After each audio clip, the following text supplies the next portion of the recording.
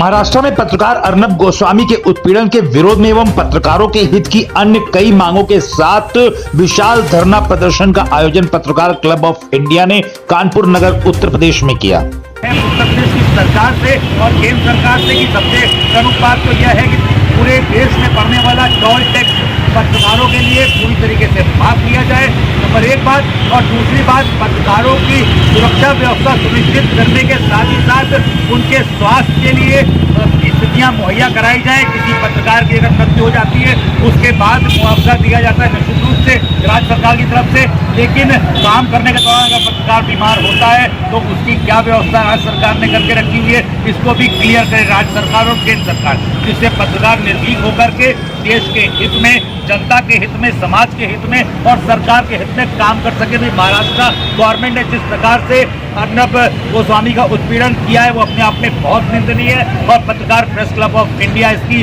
घोर निंदा करता है।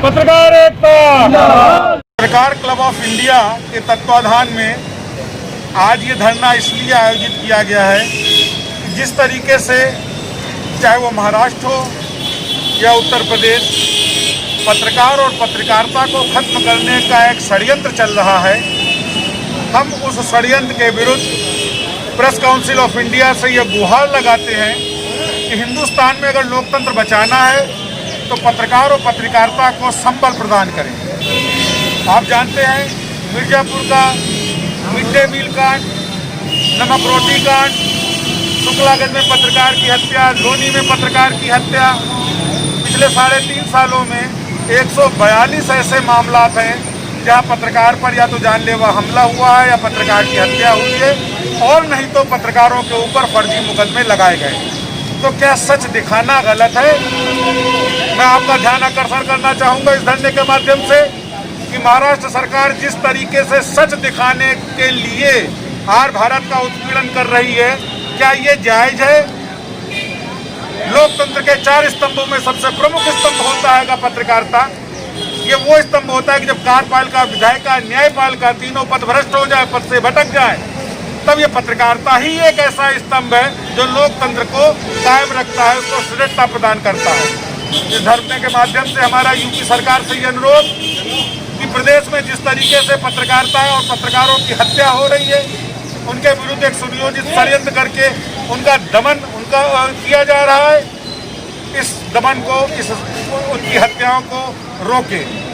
मेरा प्रेस काउंसिल ऑफ इंडिया से अनुरोध कि लघु मझोले जो सोशल मीडिया चैनल हैं, छोटे अखबार हैं, इनके पत्रकारों को भी सुरक्षा प्रदान की जाए।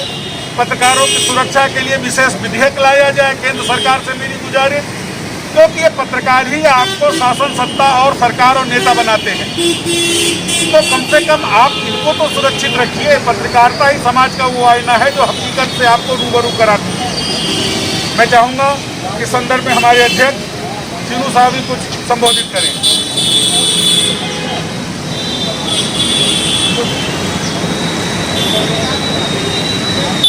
आज इस कानपुर के बड़े चौराहे के ऊपर हमको धरना देने की इसलिए जरूरत पड़ी।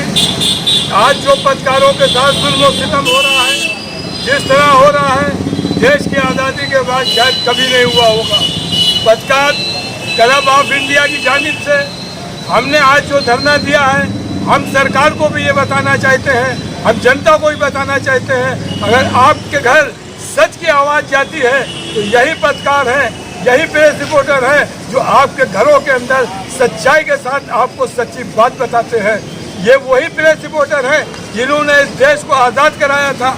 आज उस आज़ादी के बाद प्रेस रिपोर्टरों के साथ में जिस तरह हत्याएं की जा रही हैं, जो खुदकशी करने पर मजबूर हैं, उनको तमाम गलत दफाओं के साथ पत्रकार एकता, पत्रकारों की हत्या, पत्रकारों की हत्या, मुकदमे कायम किए जा रहे हैं। तो हम ये बता देना चाहते हैं, चाहे सरकार हो और चाहे नहीं हो, जो भी लोग इस तरीके की हरकतें कर रहे हैं उनको वार्निंग दी जा रही है।